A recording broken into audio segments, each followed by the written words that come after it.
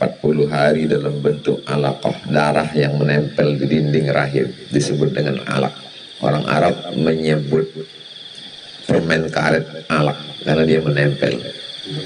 Dua yang selalu ditempelkan di meja-meja, permen karet sama upil. Yang ketiga, berubah dia menjadi mudghah, sekepal. Orang kalau makan sesuap disebut madagha yamdagu, sekepal, segumpal, mudghah, menjadi daging. Setelah berubah 40 menjadi 120, thumma yursalul malaku, dikirim Allah lah malaikat yang sudah ready membawa ruh yang sudah bersyahadat tadi masuk kemari. Makanya kalau ada seorang ibu marah kepada anaknya, aku nggak pernah mau punya anak seperti kamu, anaknya diam karena anaknya belum ngaji. Kalau anaknya ngaji, aku juga nggak pernah minta ibu seperti kamu, karena ini kehendak Allah Subhanahu wa ta'ala. Akhirnya dikirimlah malaikat, yursalul malaku, ditiupkanlah ke dalam ruh ketika umur janin 120 hari. Begitu detailnya ajaran agama Islam.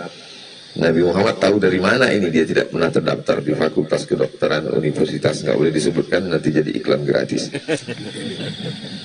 Lalu kemudian setelah proses, kata dokter 9 bulan 10 hari. Lewat 9 bulan 10 hari mesti dibelah, sesar. Kalau zaman dulu belum ada pisau bedahnya, ditunggu saja anak itu lahir. Makanya dalam fikih Islam di beberapa literatur dikatakan bisa dia sampai 2 tahun. Jadi 2 tahun lahir begigi, langsung makan lontong sayur. Karena ditunggu aja lahir, nggak bisa. Kalau sekarang kan bisa ada USG, ada ditentukan jenis kelamin, bahkan bisa mau lahir tanggal berapa, tanggal 22 bulan 2 2022, biar tanggal cantik. Zaman dulu nggak, nunggu saja. Lalu kemudian akhirnya dia pun lahir ke dunia, tergantung dia masuk ke rahim orang mana. Kebetulan dia masuk rahim ke orang Jawa, disambutlah orang Jawa, akhirnya dia pun bicara Jawa, pripun kabari, mukong-mukong semelu acara iki podo kabeh mlebu surga. Kebetulan dia masuk ke rahim orang Aceh, dia pun jadi saudara kita Tengku Wisnu Puhaba. Puhaba apa kabar, Pak Jibu makan, saya tahu cuma itu aja. Masuk dia ke rahim orang Batak, Sumatera Utara, Biado, anak kita sesudena. Saudara kita masuk dia ke rahim orang Makassar, maka dia agak kareba, baji-baji. Masuk ke dalam rahim orang Betawi, mana aja lu. Masuk ke rahim orang Cina, belum belajar lagi. Maka tak boleh kita mengejek orang karena sukunya, karena suku bukan permintaan. Malaikat ketika bawa, tidak pernah ada malaikat membawa kertas multiple choice. Kau mau jadi apa? A Arab, B Batak, C Cina. Tidak ada. Itu sudah kehendak ketetapan Allah. Innama amruhu iza arada syai'an ayakula lahu kun fayakun. Maka ada macam-macam kita di sini dengan berbagai macam suku, disatukan 2 ikatan kita. Pertama ikatan la ilaha illallah, kedua ikatan Negara Kesatuan Republik Indonesia. Selesai 9 bulan 10 hari, keluar daerah masing-masing. Lalu kemudian kita pun melewati proses panjang lagi. Diawali dengan usia 1 tahun. Akhrajakum min butuni ummahatikum. Bunyi kalimatnya tidak kharaja. Kharaja keluar. Tapi bunyinya akhraja, dikeluarkan. Sampai keluar dari rahim itu pun dia tidak keluar sendiri, saking lemahnya manusianya. Allah yang mengeluarkan dia. Lalu kemudian setelah dikeluarkan Allah Subhanahu wa ta'ala, telentang. Beda sama, walaupun usianya sama, gajah dengan manusia itu usianya hampir-hampir mirip, 60-70. Bahkan menurut penelitian terakhir, gajah lebih bertahan karena dia tidak stres, tidak depresi. Sedangkan manusia 40, diabetes mellitus, asam urat, lalu kemudian macam-macam dan seterusnya. Ini kalau saya sebutkan banyak yang tersinggung, kok kena banget. Lalu kemudian setelah melewati ini, berawal dari belajar telentang, belajar telungkup, belajar merangkak, belajar berlari, sampai akhirnya melewati usia 1 tahun, 2 tahun, belajar ngomong, tertatih-tatih, tertatah-tatah, untuk berjalan tertatih, untuk ngomong tertatah, karena ngomongnya tatah-tatah-tatah. Anak-anak zaman dulu gitu, sekarang enggak TikTok. Lalu kemudian setelah melewati 2 tahun, 3 tahun, 4 tahun, lalu kemudian masuklah dia ke SD. Kok SD langsung TK? Belum buka waktu itu. 6 tahun, habis itu SMP 3 tahun, setelah itu SMA 3 tahun, setelah itu S1 4 tahun, setelah itu teruslah. Akhirnya berkenalan lah, lanjut lagi S2, setelah itu akhirnya kenal. Perasaan pernah ketemu ya, kita lihat orang, ketemu di mana? Makanya kata orang-orang dulu, kalau kita ketemu dengan orang, perasaan kita pernah ketemu, padahal ditelusuri satu kampung enggak, satu sekolah enggak, satu tempat kerja enggak, berarti ruhnya pernah ketemu di sini. Ini perasaan tadi yang MC yang sebelah sini, host ini kok pernah ketemu, baru ingat. Oh, sering ketemu di airport Pekanbaru.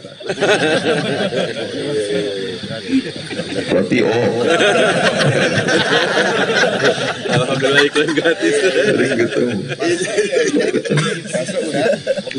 Masuk Ustaz Somad, bisa nggak isi acara ini? Aduh, mohon maaf, saya nggak bisa. Kalau Ustaz nggak mau, ini acara ini mati. Tolong Ustaz hadir untuk kita berikan semangat. Yang menghidupkan dan mematikan itu Allah. Tolong hadir aja lah, banyak baca payah ini ceritanya hadir. Hadirlah, kira-kira 2016 atau 2000 selesai acara pagi ketemu, itulah awal ketemu dengan Mas Ari. Sarapan pagi kita masak hari. Masya Allah, fotonya masih saya simpan, tapi belum saya cetak.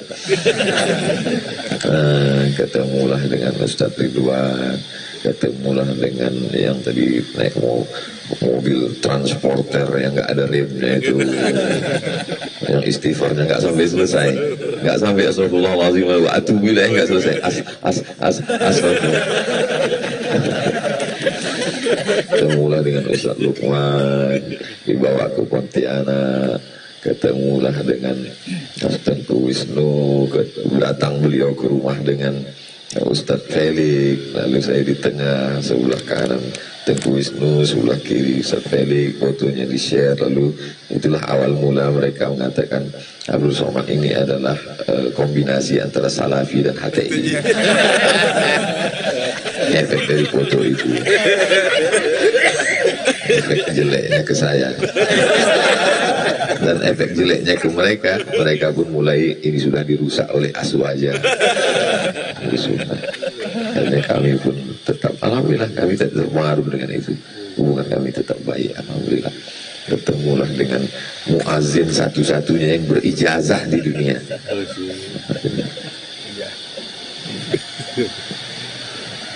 Beliau kalau setiap dia azan, itu semua muazin-muazin lain nyanyi, mestinya akling di sana. Satu laki-laki, satu orang rajul, 2 orang rajulani, 3 orang rijal. Jadi dia memang 1 orang, tapi dia memiliki tenaga beberapa orang, maka disebutkan rijal armada. Masya Allah, tabarakallah. Ketemulah dengan sahabat-sahabat. Ini kalau saya sebutkan satu persatu selesai jam 9. Jadi nggak disebut, mohon jangan terus tersinggung. Ketemulah dengan Mas Faiz, dibawanya saya ke TV One. Lalu kemudian ini mesti terus nih, sudah Ramadan nanti kita tetap masuk. Jadi yang saya sebutkan ini yang ada kepentingan aja.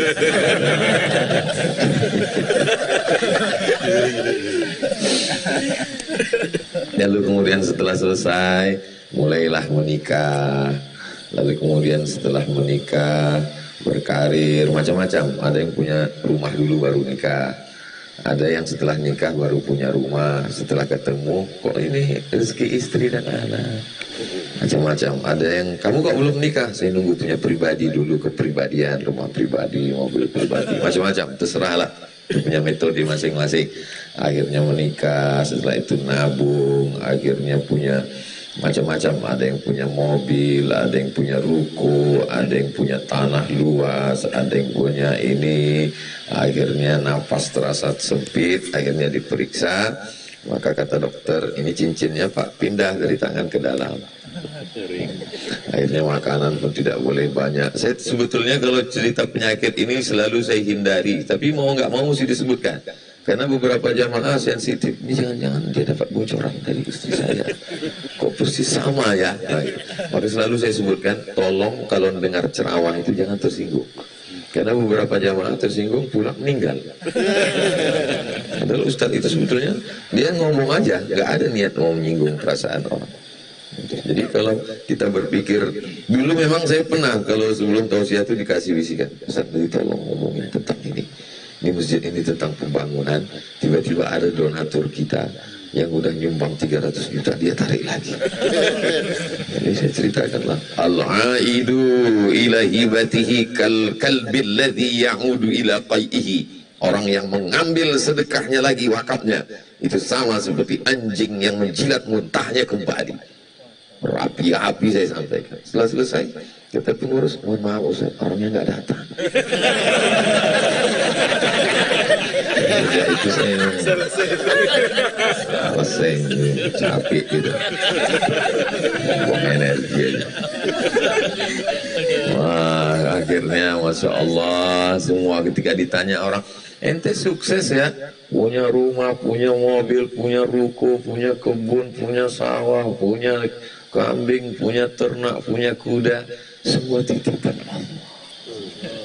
Begitu segarnya dia mengatakan, itu titipan Allah, kapan mau Allah ambil. Begitu diambil Allah, ngamuknya.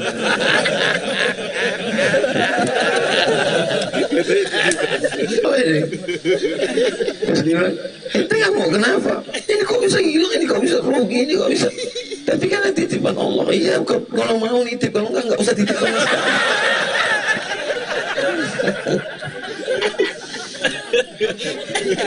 Akhirnya masa itu sampai yang dijanjikan Allah, iza jaa ajaluhum. Ajal itu, ajal dalam surat Al-Baqarah ayat 282, idza tadayantum bidainin, kalau kamu menjalin transaksi utang piutang ila ajal. Malah kata ajal itu kaitannya tentang utang piutang. Kalau kamu menjalin transaksi pinjam meminjam utang piutang ila ajal, maksudnya ajal limit batas waktu tertentu. Ustaz Ridwan, saya perlu duit nih Ustaz. Oke, bisa saya pinjamin. Sampai tanggal berapa? Kita serahkan aja pada Allah. Nggak bisa. Walaupun kita sahabat dekat, walaupun kita kenal, nggak bisa. Mohon maaf Ustaz Somad, ini sudah keluar dari Ahlus Sunnah wal Jamaah. Kalau kita masih berpegang kepada Sunnah Al-Quran, kita mesti tetapkan waktunya. Oke, kalau gitu kita tetapkan tanggal 1 bulan Mei tahun 2023. Nah, maka kalau begitu ceritanya, berarti pada tanggal 1 Mei 2023 ini mesti selesai. Itu yang disebut dengan ajal. Makanya kalau ada orang meninggal disebut, kenapa? Ajalnya sudah sampai. Selalu dikatakan ajal kematian, bukan. Ajal bukan kematian. Ajal artinya batas waktu yang ditetapkan Allah Subhanahu wa ta'ala. Akhirnya sampai ajal kita pun meninggal. Selalu disebutkan dalam bahasa Arab, si anu sudah wafat. Wafat artinya penuh. Wafat artinya penuh. Lan tamuta nafsun, orang tidak akan mati qabla an tastakmila rizqaha wa ajalaha, sebelum ajalnya penuh. Kalau belum penuh, nggak akan mati. Jadi kalau ada si anu meninggal Pak Ustadz, itu berarti sudah penuh. Karena kalau nggak penuh, nggak mungkin mati. Seperti gelas ini, kalau kita tuang dia, kalau sudah penuh pasti melimpah, meluber, tumpah keluar. Sebelum penuh dia tidak akan pindah. Makanya orang kalau benar tauhidnya, keberanian tidak membuat cepat mati, ketakutan tidak membuat lambat mati. Karena kalau belum penuh tidak akan mati. Jadi sangat mengherankan kalau ada orang misalnya takut naik pesawat. Kau kenapa takut pesawat? Takut mati. Loh, kalau mati di atas tempat tidur belum mati. Kalau belum mati kata Allah belum mati. Tapi jangan gara-gara ini pulang dari sini lalu bawa motor nggak pakai helm, buat tangkap sama polisi. Kamu kena tilang. Kalau tidak mati kata Allah tidak. Kata polisi memang tak mati tapi tilang pasti. Sampai akhirnya kita pun mati. Dan ketika kita mati, maka pada hari pertama semua yang dilakukan teman-teman di grup ketika dapat itu adalah mencari foto kita untuk dilingkari merah. Karena mereka mau update status innalillahi wa inna ilaihi raji'un. Mereka pun mulailah mengulang-ulang memori apa yang paling enak diceritakan di WhatsApp, di grup. Kenangan terakhir, pagi itu kami bertahajud bersama. Dan memang Ustaz itu cerita terakhirnya tentang mati. Rupanya udah ada tanda-tanda gitu. Mati. Habis. Mulailah ramai di grup-grup, ramai di Instagram, ramai heboh. Hanya 2 hari. Karena pada hari ketiga ada lagi yang lebih baru kematiannya. Maka berita lama kematian tertutup oleh berita yang lain. Kita pun menjadi sesuatu yang terlupakan. Bagaimana nasib rumah? Maka rumah pun mulai dibagi-bagi karena ada ahli waris yang punya hak di sana. Siapa yang punya ahli waris? Istri dapat 1/8 kalau ada anak. Kalau tidak ada anak dapat 1/4. Anak laki-laki 2 kali bagian anak perempuan. Ibu kalau ada bisa dapat 1/10, 1/6, bisa dapat 1/3. Masing-masing sudah ada jatahnya. Rumah yang kita bangun dengan tabungan, arsiteknya kita yang nyari, tukang gambarnya, tukangnya, kita yang melototinnya, ternyata hanya jatah milik orang. Dan kita tidak punya jatah sama sekali di situ.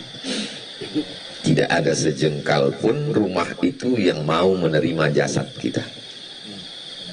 Andai kita berpesan kalau aku mati kuburkan aku di kamar kesayanganku ini, mereka tak akan lakukan. Kenapa? Karena kalau mereka kuburkan, nanti mereka jual, rumahnya nggak laku. Dijual rumah murah, itu pusat kota, tapi ada makam di dalamnya. Nggak ada yang mau beli. Ternyata rumah bukan punya kita. Bagaimana dengan kebun kita? Kebun pun sudah ada jatahnya masing-masing. Mereka bagi-bagi semua. Satu-satunya yang kembali inilah tanah 1 hektar yang sudah dilirik oleh kanan dan kiri. Ternyata ini orang punya ibu cerdas, al-kayyis, orang yang cerdas. Mandana nafsahu, ditekannya hawa nafsunya. Nggak jadi dia beli rumah baru, nggak jadi dia beli mobil baru, nggak jadi dia liburan. Biarlah tanah ini wakafkan untuk Allah Subhanahu wa ta'ala. Akhirnya tanah ini pun wakaf. Wakaf artinya berhenti. Berhenti untuk dia di dunia, tapi mengalir untuk dia sampai hari kiamat. Dari mulai pahala tahajud malam ini, sampai pahala witirnya, sampai qobliyah subuhnya, sampai sholat subuhnya, sampai tausiyahnya, sampai zikirnya, sampai muhasabahnya, sampai doanya, semuanya mengalir ke dia. Inilah orang-orang yang cerdas. Yang lain habis semua dibagi. Rumah dibagi, tanah dibagi, kebun dibagi, mobil dibagi, dan tak berapa lama grup-grup WhatsApp pun mendapat berita. Loh, tanah suaminya masih merah, belum kering. Ya udah nikah. Oh, akhirnya hebohlah di grup. Yang satu membela, mengatakan, emang dia harus larut dalam kesedihan? Kan idahnya sudah habis. Ayatnya jelas, langsung disebutkan pojok kanan sebelah kiri. Walladzina yatawaffawna minkum yadharuna azwajan yatarabbasna bi anfusihinna arba'ata ashhurin wa ashra. 4 bulan 10 hari. Setelah itu maka dia bebas untuk menentukan nasibnya. Hidup terus harus berjalan. Kenapa dia harus menyesali masa lalu? Maka grup pun pecah 2. Akhirnya pecahlah grup itu. Satu grup setuju, satu grup enggak setuju.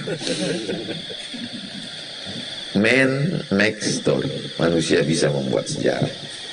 Tapi sejarah yang bertahan sampai hari ini adalah sejarah orang-orang yang memikirkan apa yang terjadi setelah kematian dia.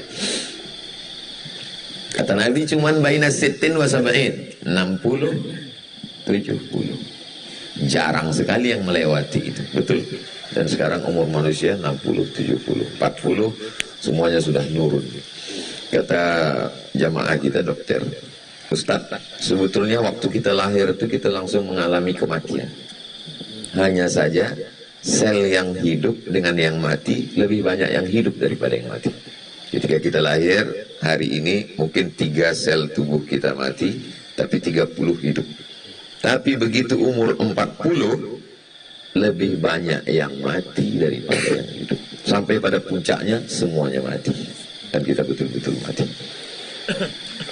Lagi yang masih umur 30, 20, 30 belum bisa. Tapi kalau udah 40 dia mulai merasakan itu.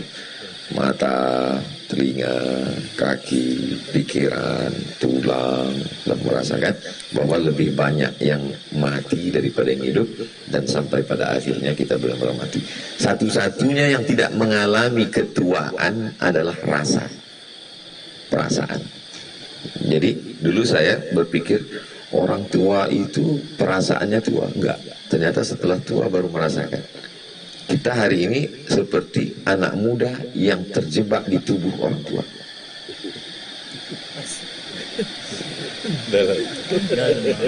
Kalau diumpamakan motor kap 70 mesin Harley, jadi waktu digas copot semua itu. Begitulah lebih kurang. Karena rasa ini nggak pernah tua. Jadi rasa ketika dulu berangkat 98 ke mesin 2002, 2006 rasanya dengan hari sama. Tapi fisik, makanya kadang apa pesan dokter, Bapak kalau bisa aktivitasnya dikurangi dulu ya. Ingat fisik Bapak. Artinya apa? Sebetulnya rasanya tetap masih muda, tapi fisiknya sudah tua. Sampai pada akhirnya rasa itu tidak lagi bisa bertahan. Dan akhirnya fisik ini sudah terlampau lemah. Akhirnya kita pun keluar dari alam ini. Dan kita hanya sekedar meninggalkan cerita saja. Mau buat cerita baik atau tak baik. Gimana sih anu kemarin? Alhamdulillah. Ternyata diam-diam dia mewakafkan 1 tanah 1 hektar. Masya Allah. Siapa yang nerimanya?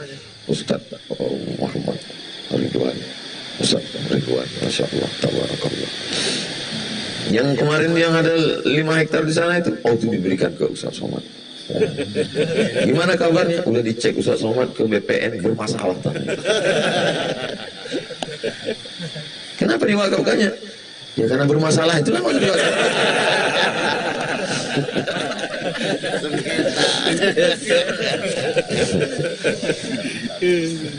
Habis. Pindahlah ke alam yang berikutnya.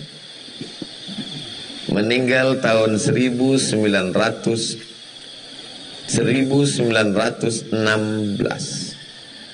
Sekarang sudah 2022. Syekh Ahmad Khatib Al-Minkabawi, orang Nusantara yang paling tinggi prestasinya, pernah menjadi imam Masjidil Haram. Jadi kalau sekarang begitu bangganya, ini kaset Syekh Abdurrahman Sudais, ini Syekh Saud Asyuraib. Dulu orang Nusantara itu mendongakkan kepala kalau ke Makkah. Kenapa? Imam Masjidil Haram dari kampung halaman kami. Syekh Ahmad Khatib Al-Minkabawi dari Bukit Tinggi. Luar biasa. Tapi ketika kami masih kuliah dulu sambil kerja, kalau lagi naik taksi, ditanya sama supir taksi, Indonesia? Thailand deh.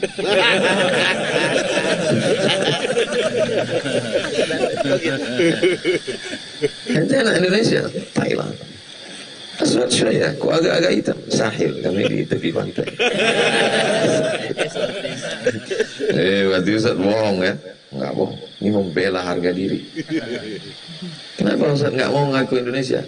Nanti kalau kita bilang dari Indonesia, ini telinga kita panas. Kita gitu-gitu dia bilang, Indonesia, ayo Indonesia, talib Indonesia, Indonesian student. Iya, 5 menit setelah itu langsung dia cerita, Indonesia, helwa, murah-murah, si terang mah.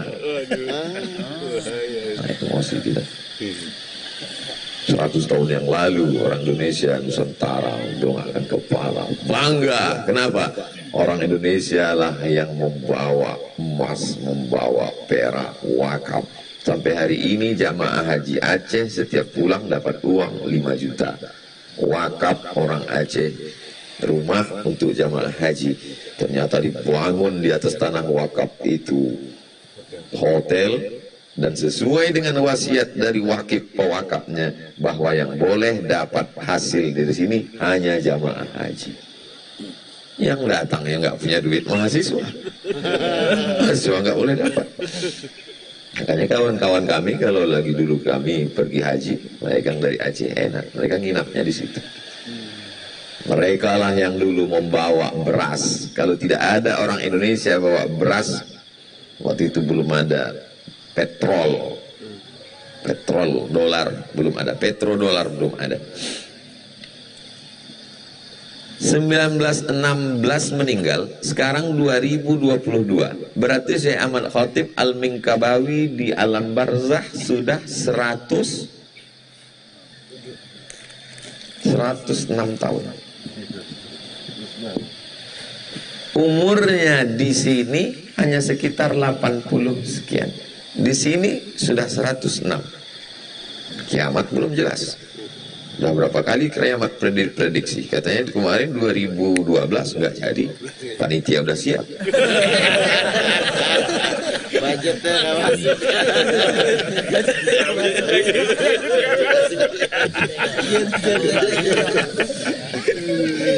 Bahwa kita lebih lama di sini daripada di sini.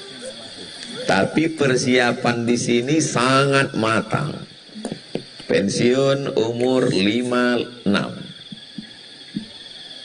Dosen 65. Profesor 70. Kalau PNS, saya udah pensiun duluan. Alhamdulillah Ustaz, ini udah siap kos-kosan untuk pensiun. Berapa yang udah disiapkan? 100 pintu Pak Ustaz. Satu pintunya 1 juta. Jadi insya Allah tiap bulan ada uang bergulir sekitar 100 juta. Sudah siap semua, pintunya aja dulu.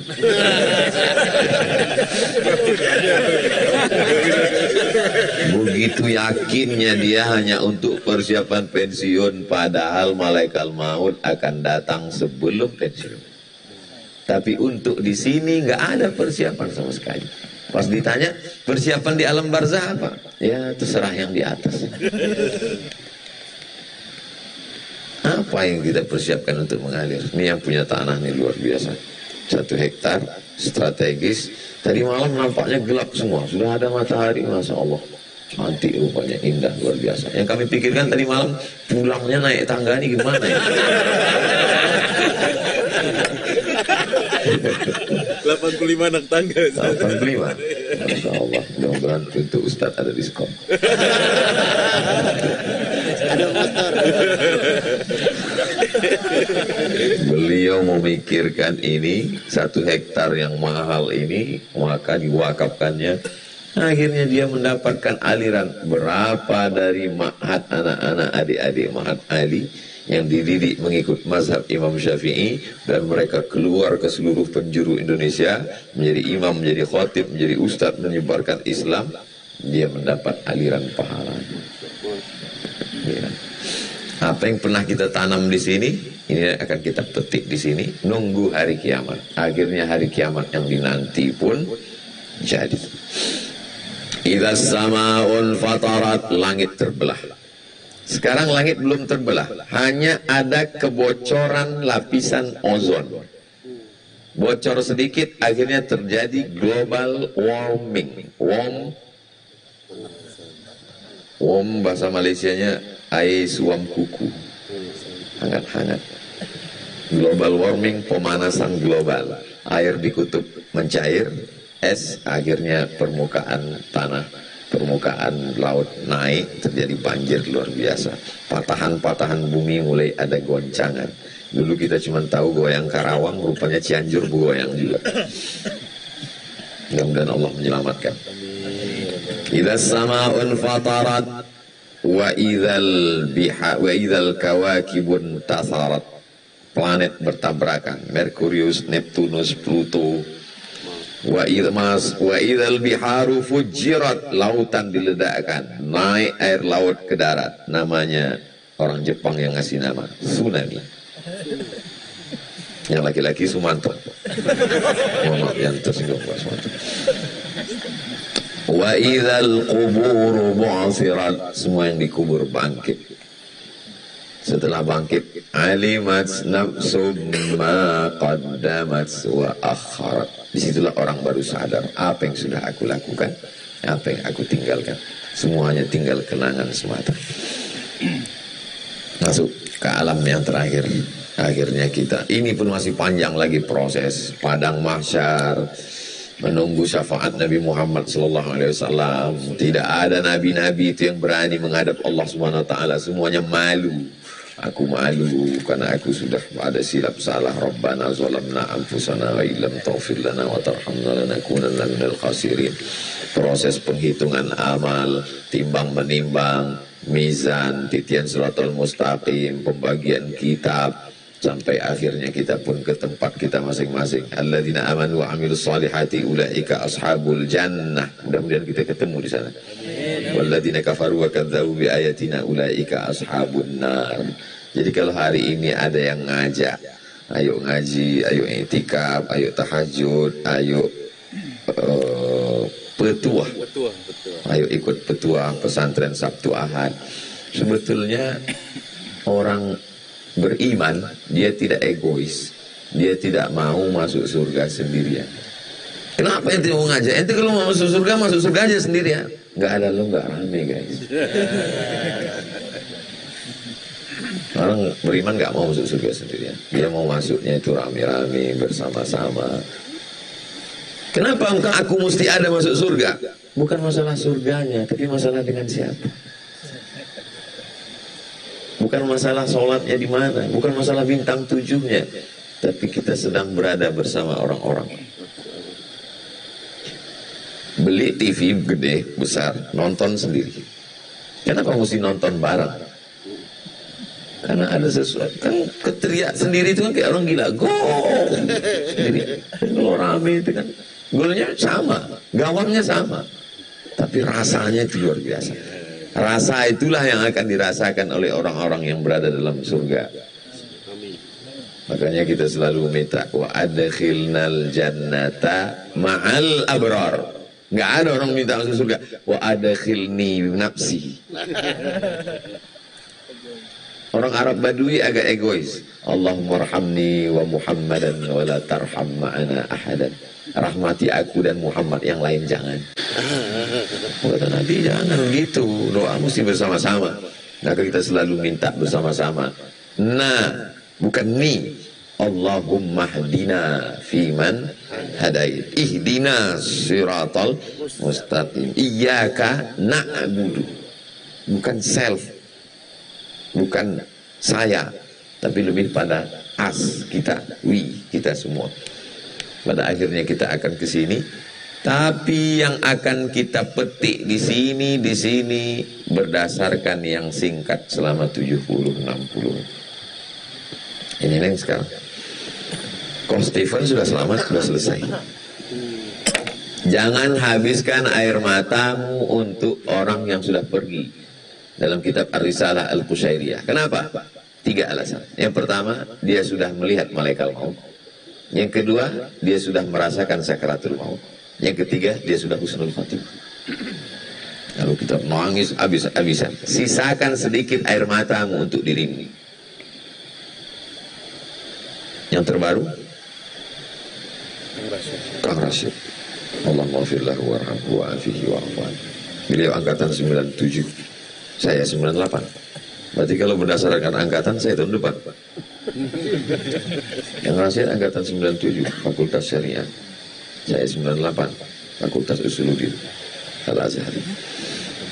Beda setahun. Makanya kemarin ketika dapat berita itu, kebetulan kakak kelas kami, Ustadz Ican dari Jambi. Itu Kang Rashid angkatan 97 bang. Abang 94, saya 94.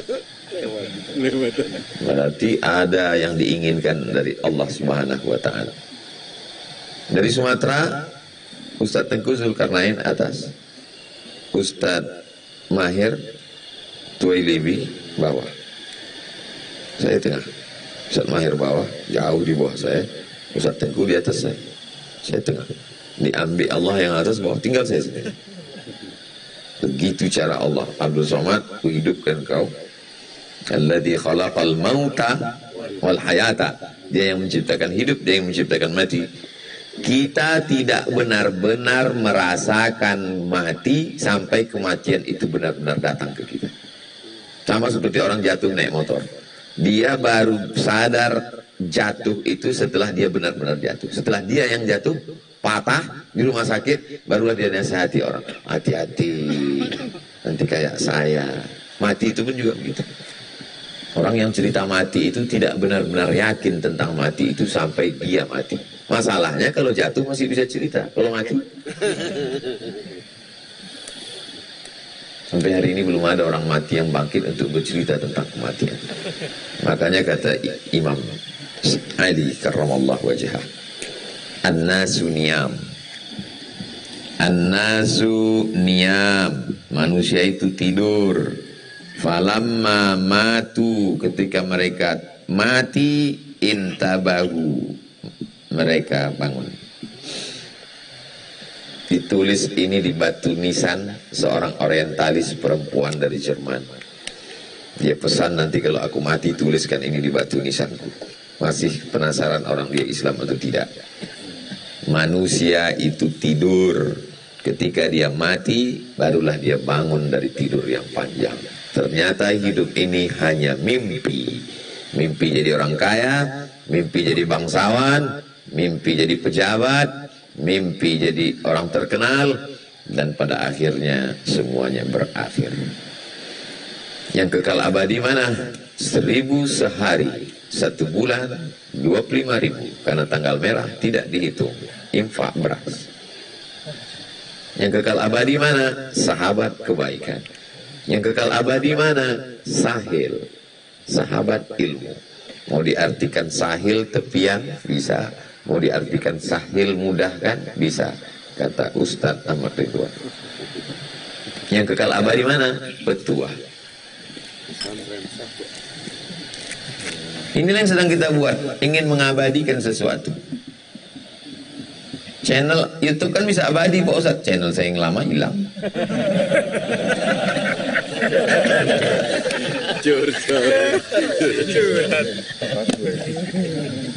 Petuah, orang Melayu menyebut tuah. Maka disebutlah orang yang paling bertuah, hang tuah. Hang tuah, hang jebat, hang lekir. Maka dalam pantun orang Melayu dikatakan, kalau ada tuah di badan, pasir digenggam menjadi intan. Pasir itu digenggam jadi intan kalau memang bertuah. Kalau ada tuah di badan, letakkan ujung kaki, datang ikan. Jadi lebih pada klinik, perdukunan, mistis. Ada manusia-manusia yang dianggap bertuah. Maka mereka menganggap Nabi Muhammad SAW itu manusia bertuah, karena dipilih. Kalau bahasa kampung kita, lucky man. Orang yang selalu banyak dapat keberuntungan. Dan yang di hadapan saya ini adalah orang-orang bertuah semua. Begitu banyak manusia, inilah yang berada di bawah bintang gemintang, menyaksikan pagi, berada di tanah wakaf, duduk bersama orang-orang soleh, bersama orang-orang baik. Petuah, ada yang mengatakan diambil dari bahasa Arab, dari kata fatwa. Kita minta fatwa dari para ulama. Petuah. Ada yang dikatakan diambil dari kata futuwah. Futuwah dalam Ar-Risalah Al-Qushairiyah. Anak muda yang bersemangat untuk belajar agama. Innahum fityatun amanu bi rabbihim wa zidnahum huda. Saya selalu dulu berpikir dalam otak saya lahir 1977, berarti kalau 63 tahun, saya mati umur tahun 63 tahun, 2040 mati. Begitu datang COVID, langsung merubah cara berpikir saya. SMP mati, SD meninggal, orang sehat meninggal. Oh, ternyata nggak nunggu 63 tahun. Ini hari terakhir saya. Saya selalu menganggap ini hari terakhir saya mesti jalin hubungan baik dengan orang-orang baik. Ini saya mesti berikan tausiah terbaik karena ini bekal saya terakhir menghadap Allah. Saya mesti berniat baik hari ini. Kalau saya hidup sampai maghrib nanti, berarti ini hari terbaik. Malam nanti bonus. Tadi malam saya tidur, bismika Allahumma ahya wa amut. Saya setel, nanti saya bangun jam 3. Berarti saya mesti mandi, saya bersih. Kalau masih bangun, saya buka mata saya, masih hidup. Berarti Allah masih berikan hidup. Kalau tidak, berarti ini tidur yang terakhir. Ini perjalanan, saya ke Jakarta setahun 2 kali, 2023 2 kali, ke Pontianak sekali, ke Makassar sekali, ke Lombok belum pasti, ke Aceh sekali, 2 kali, ke Sumatera Utara. Berarti ini adalah, kalau saya mati, niat baiknya sudah sampai. Innamal a'malu binniyat. Andai sampai, berarti saya harus menjaga dengan keikhlasan. Inilah yang akan kita petik nanti di sini dan di sini. Berapa lama di sini? Menunggu hari kiamat. Setelah itu di sini, barulah kita sampai akhirnya kekal selamanya di surga Jannatul Firdaus, insyaallah. Agak-agaknya nanti kita di surga itu ya seperti ini juga lah. Ada air sungai mengalir, ada kebun-kebun, ada taman-taman. Itu suara mesin, suara air. Suara air. Lihat ada teman-teman, ada sahabat-sahabat.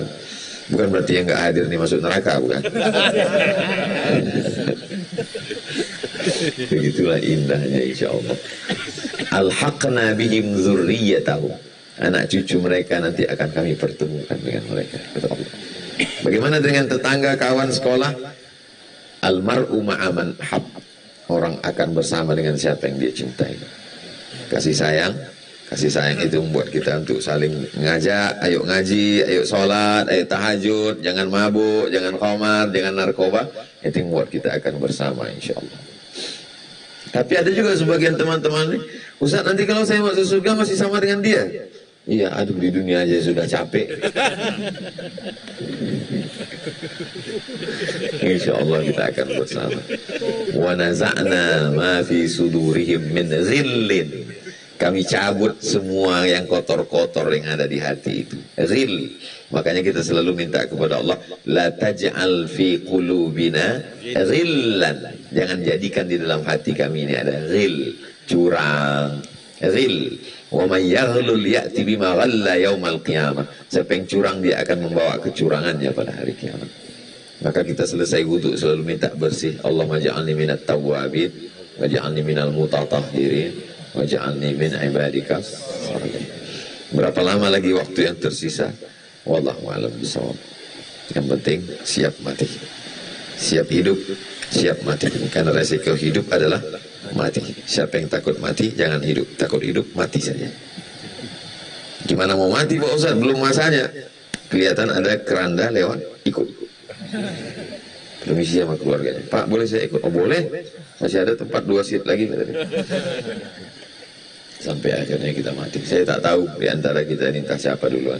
Tapi kalau saya meninggal duluan, saya tidak minta banyak, cuman doakan saja saya, Allah maghfirlahu warhamhu wa'afihi wa'fu'an. Nanti saya minta Al-Fatihah, kita masih ikhtilaf sampai apa enggak. Kita bicarakan yang kita punya sepakat, ada satu titik aja. Nggak usah kita sibukkan dengan kita yang tak sepakat. Kalau kita sepakat pada sampainya doa, doa. Kalau kita sepakat pada sampainya sodako, sampai. Jangan habiskan energi kita untuk sesuatu yang membuat kita menjadi Musa bab 1. Menarik jenggot. Iya kalau ada jenggotnya, kalau enggak. Jadi lebih pada Musa bab 2. Itu istilah Ustaz Ahmad 2. Itu yang dapat Al-Fatih Abdul Somad sampaikan pada kesempatan ini. perenungan untuk diri saya sendiri. Apa yang saya sampaikan ini lebih pada diri saya sendiri. Sebenarnya saya ingin mengatakan, hai Abdul Somad, kalau kau mati nanti semuanya akan habis. Yang kekal hanya beberapa poin ceramah yang diingat jamaah dan mereka amalkan. Pun kalau mereka ingat buku-buku yang pernah kau tulis, kalau mereka baca. Berapa banyak buku itu sudah dibeli tapi plastiknya belum dibuka. Dan khawatirnya lagi, ternyata begitu sampai menghadap Allah, rupanya pahala-pahala ceramah itu nggak ada. Karena sudah dihabiskan oleh follower, viewer, dan subscriber. Riya dan sum'ah. Pada akhirnya kita masuk surga bukan karena ceramah. Kau masuk surga bukan karena ceramahmu, Abdul Somad. Kau masuk surga bukan karena tabligh akbarmu, tapi karena doa saudara-saudara. Karena mereka pernah berdoa, masukkan aku dalam surga bersama Ustaz Abdul Somad.